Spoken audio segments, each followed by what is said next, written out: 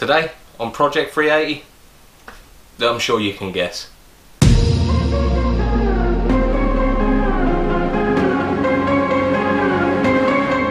So today I'm taking the engine out. You'll see why in the upcoming videos. This is by far the easiest engine removal I've ever done. Don't be scared of it, you don't need special tools for it. The only thing you do need is an engine crane, but they're available for hire if you don't want to buy one. But first we need to put some old clothes on. Ta-da! Put some good tunes on, you're going to be here for a while. Step 1. Disconnect your battery. I moved house and lost mine, so that's done. Step 2. Depressurise your fuel rail. I didn't have any fuel and I've already taken the fuel rail off, so that's done. Step 3. Drain your oil. That's done. Step 4.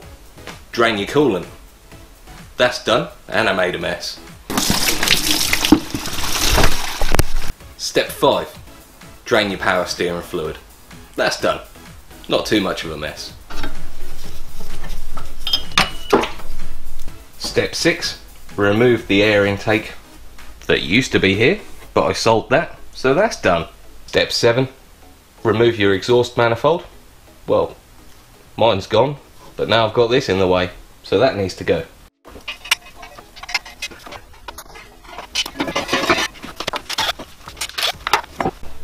Step 8. Remove all the coolant hoses. I've removed almost all of mine in previous episodes, apart from this one. Oh. This next step I would pretty much say is optional, but why would you risk damaging it? So I'm going to remove the radiator. Start off by removing the overflow pipe. I cut mine and blocked it off with a Sharpie that I lost for ages. Move the prop stand. It's really simple. Unplug the fan. Undo the 2 nuts.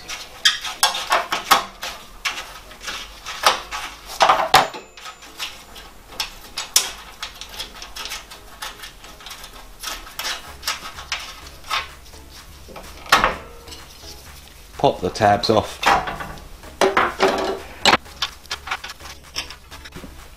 And pull it out. Step 9. Disconnect the power steering pump lines. Just that one and that one. You can leave the rest in, but mine's already out. Step 10. Remove the fuel pipes. Make sure you label them up so you don't get it wrong when you put it all back together. Step 11. Disconnect all the wiring harness. But I haven't done it all yet. I've snapped a few of these in my times trying to remove the engine, because they are quite dirty and easy to miss, but you need to remove this earth strap.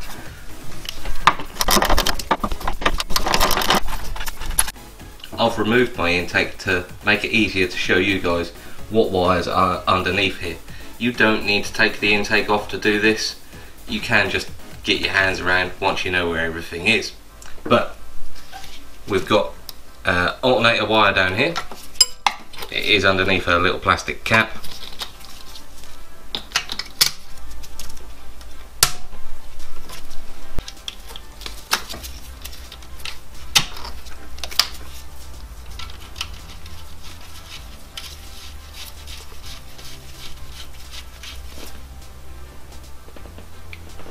There's one more wire on the alternator, the signal wire. It's a bit of a pain to get out. It's probably easier from underneath the car.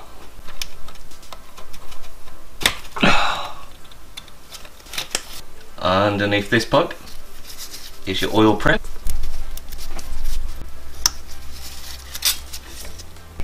And then the last 2 are on the start motor. So you've got your signal wire and your power wire.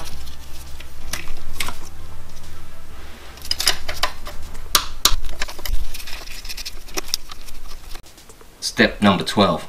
Remove your starter motor. This is where it starts getting a little bit more tricky. There's 2 ways of doing it. One, underneath the car and 2 on top of the car, but you can only do on top of the car really if you've removed your inlet. It's only held in by 3 bolts, 1 there, 1 there and 1 there.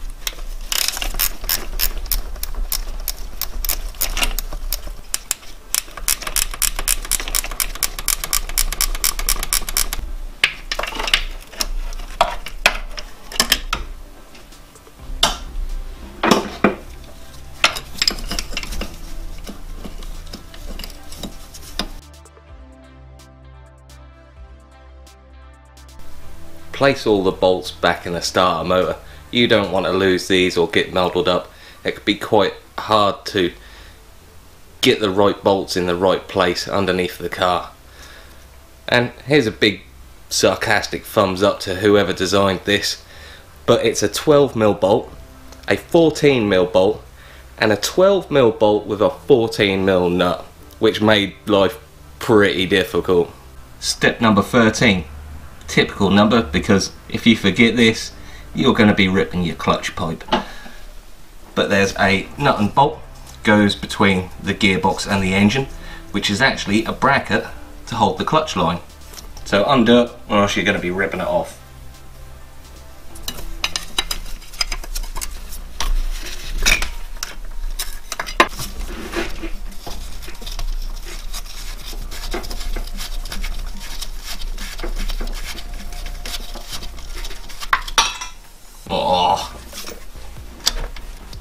Once you've dropped your nut somewhere and the bolt is out of the way, simply just bend it out of the way a little bit, and now is a good opportunity to retrieve the drop nuts from your manifold. Drop them even further. Step 14. Disconnect the gearbox from the engine. Before you go diving under the car, there's 2 bolts that connect the gearbox to the engine that is more accessible up in the engine bay. That's one here,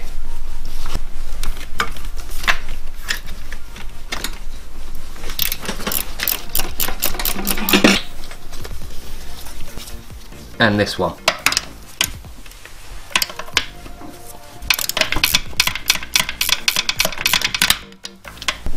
Underneath the car there's another 5 bolts. 1, 2, 3, 4 and 5.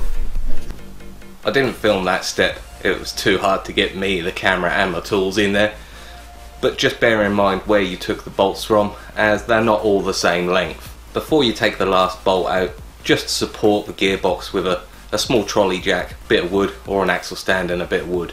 Step 16. Grab your engine crane. This has got 2 really important jobs to do. 1, lift the engine out of the car. 2, test the tensile strength of everything you forgot to undo. There is an optional step, and that is to remove your bumper. It's going to give you a little bit more room to play with, and you don't really want to scratch the bumper with your engine crane. Step 15 is to disconnect the engine from the subframe. This can be done one of 2 ways. The way I prefer not to do it is to undo the 3 bolts. On the Mark 2.5 I believe there's 4, or the way I prefer is just to undo 1 nut either side of the subframe.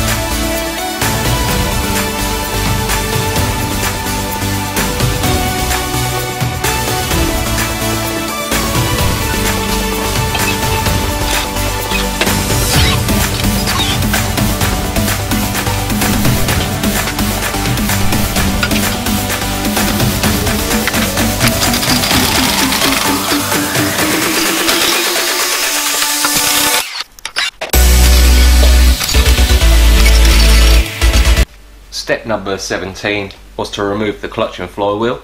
If you are going to reuse them again, make sure you undo them in a cross-like pattern and do it a bit at a time so you don't release all the pressure on one side of the clutch in one go.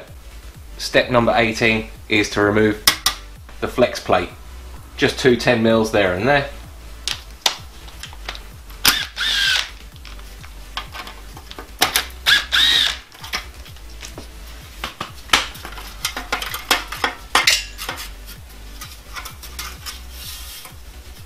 The final step is to put the engine on the engine stand. We want to be using this hole, this hole, this hole and this hole, because remember we're going to have to be taking the sump off, so we don't want to support it with the sump. Now this hole here is the one without any thread, so make sure you've got a longer bolt that goes all the way through and a nut the other end.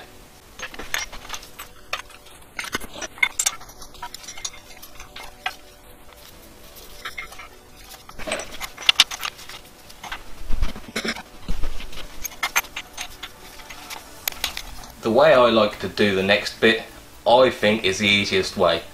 Instead of trying to lower the engine crane down and trying to get this to fit into here, I just pick this up.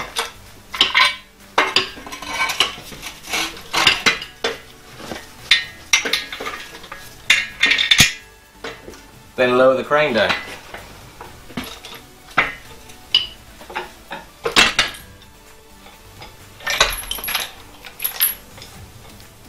See, that wasn't that hard. Join me next time to find out why I've taken it out. Don't forget to like and subscribe.